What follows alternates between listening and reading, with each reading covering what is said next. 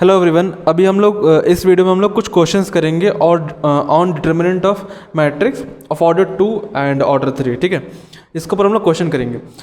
ये कुछ क्वेश्चन दिया है, पहले इस क्वेश्चन को हम लोग सॉल्व करेंगे। ठीक है, then will move on to next question. यहाँ पे फर्स्ट क्वेश्चन में दिया है a determinant of order 3, a determinant of order 2 and determinant of order 2। Order 2 बहुत ईजी है। पहले हम लोग ऑर्डर 2 कर लेते हैं। ठीक है, पहले ये सॉल्व कर लेते हैं। ऑर्डर 2 का डिटरमिनेंट कैसे निकालते हैं हम लोग? Product of diagonal elements minus product of non diagonal elements. Okay, ऐसे निकालते हैं हम लोग।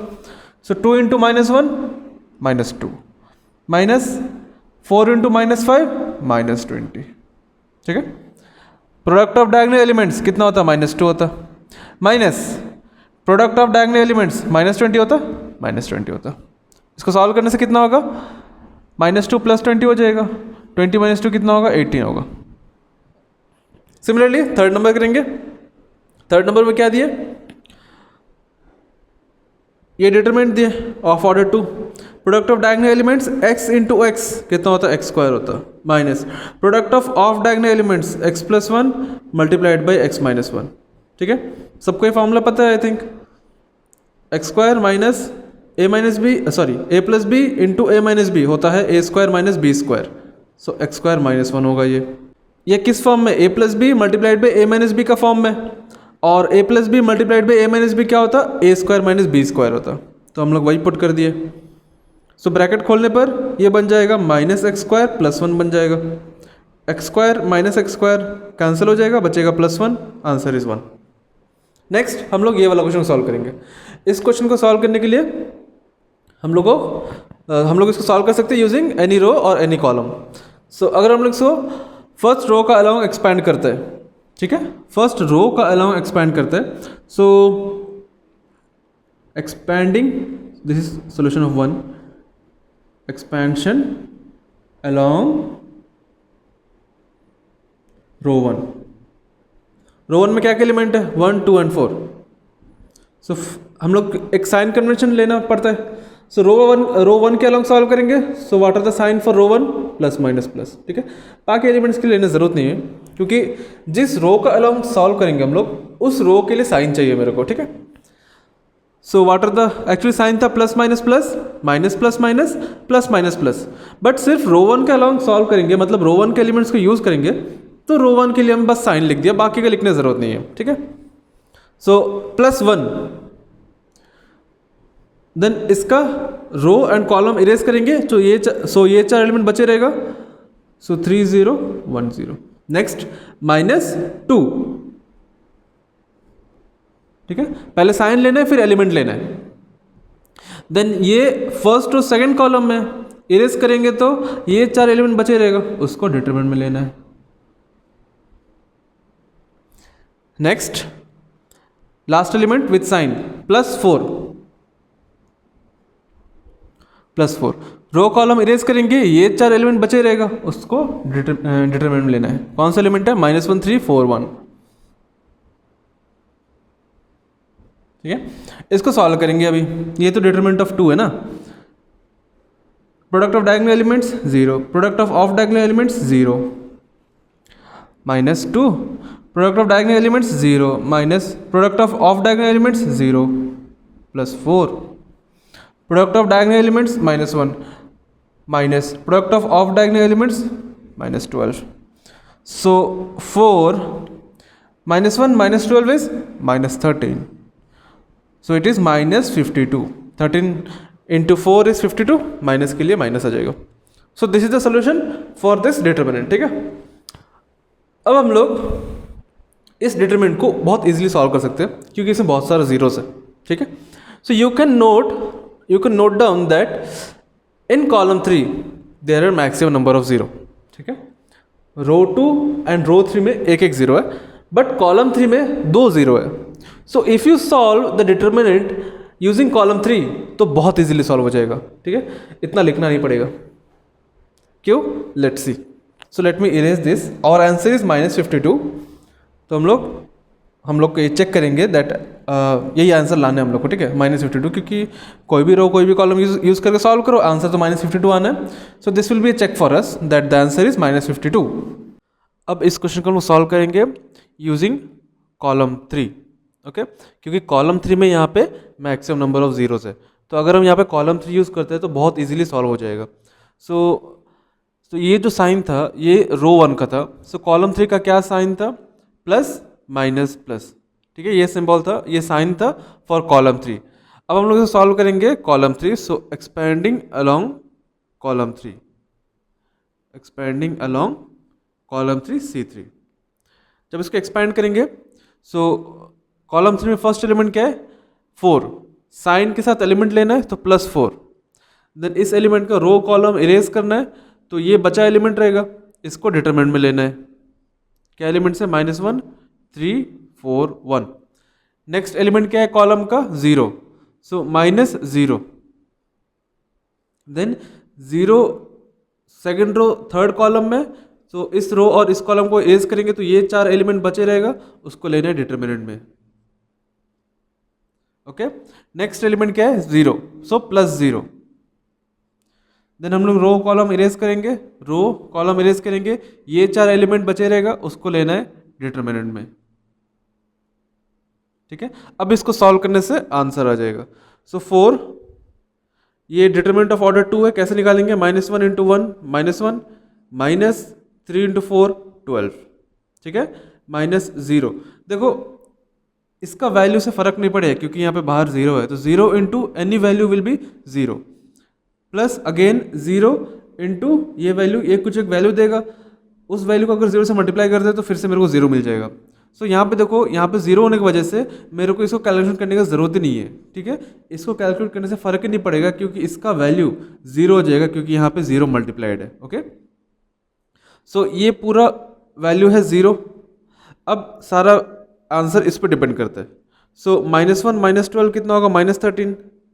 सो 4 multiplied by -13 and answer is -52.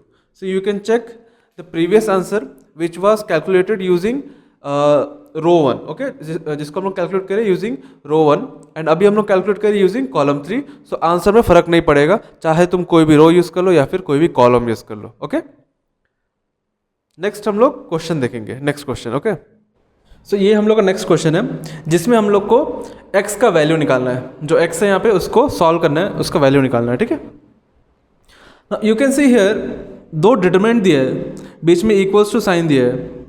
तो इसका मतलब हम लोग क्या करना है, इसको सॉल्व करके इक्वेट करना है. Now as we have seen in matrices, हम लोग मैट्रिक्स में देखे थे इक्वलिटी ऑफ मैट्रिसेस. ठीक है, वहाँ पे 2 मैट्रिक्स अगर इक्वल होता है, ठीक है, इसका मतलब ये है कि दोनों मैट्रिक्स का करस्पॉन्डिंग एलिमेंट्स भी इक्वल है. ठीक है, बट ये चीज़ डिटरमिनेंट के लिए वैलिड नहीं है. डिटरमिनेंट में करस्पॉन्डिंग एलिमेंट्स इक्वल होगा ये ज़रूरी नहीं है. ठीक है, तो हम लोग डायरेक्टली यहाँ पे एलिमेंट्स को इक्वेट नहीं कर सकते, वो गलत रहेगा. ठीक है, करस्पॉन्डिंग एलिमेंट्स को इक्वेट नहीं करना है, करस्पॉन्डिंग एलिमेंट्स को इक्वेट नहीं करना है to find the value of x. ऐसा करने से वो गलत है. डिटरमिनेंट का वैल्यू सेम है इसलिए बीच में इक्वल टू है. ठीक है, मैट्रिसेस में क्या होता था कि अगर 2 एलिमेंट्स के बीच में इक्वल टू दिया होता था, मतलब 2 मैट्रिक्स क्या है, इक्वल मैट्रिसेस है, तो हम लोग उसका करस्पॉन्डिंग एलिमेंट्स को इक्वेट कर सकते हैं, वो प्रॉपर्टी है मैट्रिसेस का. ठीक है, बट डिटरमिनेंट का प्रॉपर्टी ऐसा नहीं बोलता है. डिटरमिनेंट का वैल्यू इक्वल हो सकता, बट करस्पॉन्डिंग एलिमेंट्स ये ज़रूरी नहीं है कि वो इक्वल रहेगा. ठीक है, तो यहाँ पे इसको सॉल्व करने के लिए पहले डिटरमिनेंट को सॉल्व करना है हम लोग को. एंड डिटरमिनेंट को कैसे सॉल्व करेंगे? ये तो डिटरमिनेंट ऑफ ऑर्डर 2 है. So product of diagonal elements 2 minus product of diagonal elements 20 equals to product of diagonal elements 2x² minus product of diagonal elements 24.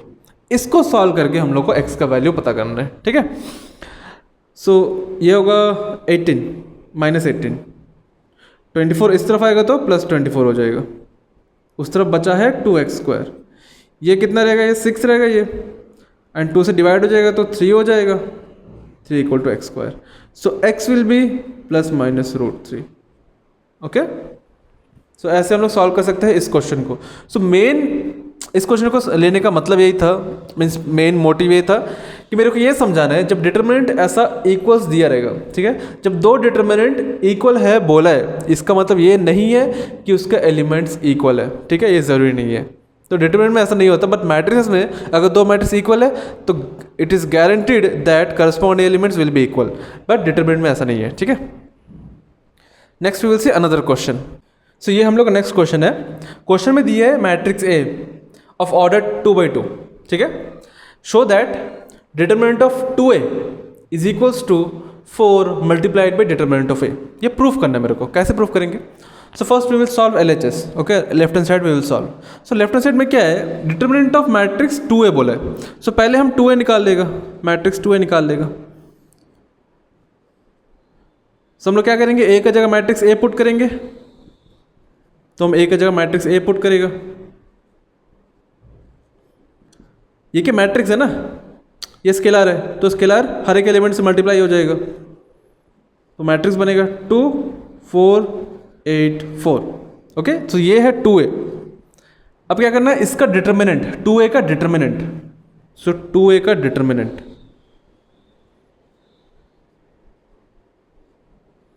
सो ये जो आंसर निकलेगा ये रहेगा LHS, ये रहेगा LHS। सॉल्व करेंगे तो product of diagonal elements minus product of diagonal elements, 8 minus 32 कितना होगा, 16 होगा,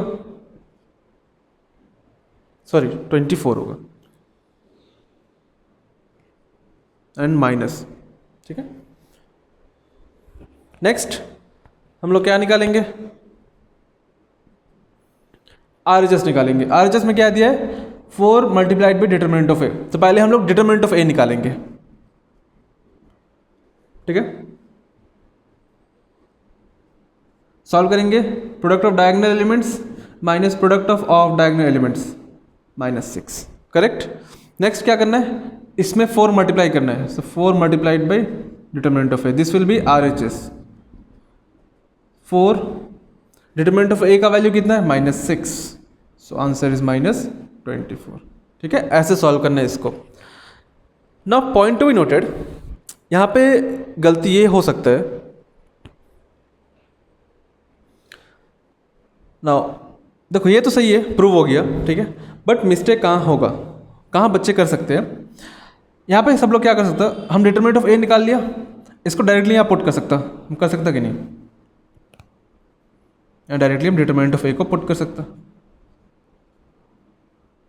ऐसा कर सकता हूँ। Now what students can do is that they can multiply this 4 with every element, but ये प्रॉपर्टी मैट्रिक्स का था, ये तो डिटर्मिनेंट है ना, ये तो डिटर्मिनेंट है, डिटर्मिनेंट ऑफ द मैट्रिक्स है, तो डिटर्मिनेंट में हम लोग किसी भी स्केलर को सब एलिमेंट से मल्टीप्लाई नहीं कर सकते, वो गलत है, वो सिर्फ मैट्रिक्स के लिए था। इसमें हम लोग इस 4 को सारे एलिमेंट के साथ मल्टीप्लाई नहीं कर सकते, जैसे कि हम लोग यहाँ पे किया ना, हम लोग क्या किया, 2 को सभी एलिमेंट से मल्टीप्लाई किया, क्योंकि यहाँ पे क्या था, ये मैट्रिक्स है, ये क्या मैट्रिक्स है, ये क्या स्केलर है। So when a scalar is multiplied with matrix we have to multiply this scalar with every element in the matrix, ठीक है। बट ये चीज़ डिटर्मिनेंट के लिए वैलिड नहीं है, ये चीज़ हम डिटर्मिनेंट नहीं कर सकते, वो गलत हो जाएगा, ठीक है। तो हम लोग क्या कर सकते हैं, हम लोग पहले डिटर्मिनेंट को सॉल्व कर सकते हैं, जो कि हम लोग यहाँ पे पहले सॉल्व किया था, ठीक है। तो हम लोग यहाँ पे पहले डिटर्मिनेंट का वैल्यू पुट करेंगे विच इज़ -6, फिर हम लोग 4 इंटू -6 करेंगे -24, ठीक है। 4 को डिटर्मिनेंट का सब एलिमेंट से मल्टीप्लाई नहीं करना है, वो गलत अप्रोच है, ठीक है। So there is a property, इसका एक प्रॉपर्टी भी है, वो हम लोग नेक्स्ट टॉपिक में देखेंगे, प्रॉपर्टीज ऑफ डिटर्मिनेंट में, कि कैसे हम लोग 4 को डिटर्मिनेंट के एलिमेंट से मल्टीप्लाई कर सकते हैं, ठीक है। वो उसका अलग एक रूल है, अलग एक प्रॉपर्टी है, वो हम लोग वहाँ पढ़ेंगे। बट फिलहाल के लिए ये जान लो कि जब भी ऐसा कुछ कंडीशन है, कांस्टेंट बाहर एक स्केलर है, डिटरमिनेंट के अंदर में एलिमेंट्स है, तो इस कांस्टेंट को हम लोग सब एलिमेंट्स को मल्टीप्लाई नहीं कर सकते इन डिटरमिनेंट, ठीक है। ये चीज़ मैट्रिक्स में कर सकते हैं हम लोग, मैट्रिक्स के बाहर में एक कांस्टेंट है, तो मैट्रिक्स के अंदर में हम लोग एलिमेंट्स में मल्टीप्लाई कर सकते हैं, सब एलिमेंट्स में मल्टीप्लाई कर सकते हैं, बट ये चीज़ डिटरमिनेंट के लिए नहीं है, ठीक है। इसके लिए एक कंडीशन है, वो कंडीशन हम लोग प्रॉपर्टीज ऑफ डिटरमिनेंट में देखेंगे, ठीक है। So for now this is the solution for that question which I have proved that LHS equal to RHS which was -24, ठीक है। सो ऐसे प्रूव कर सकते हैं इस क्वेश्चन को। नेक्स्ट हम लोग प्रॉपर्टीज ऑफ डिटरमिनेंट देखेंगे in our next video, okay.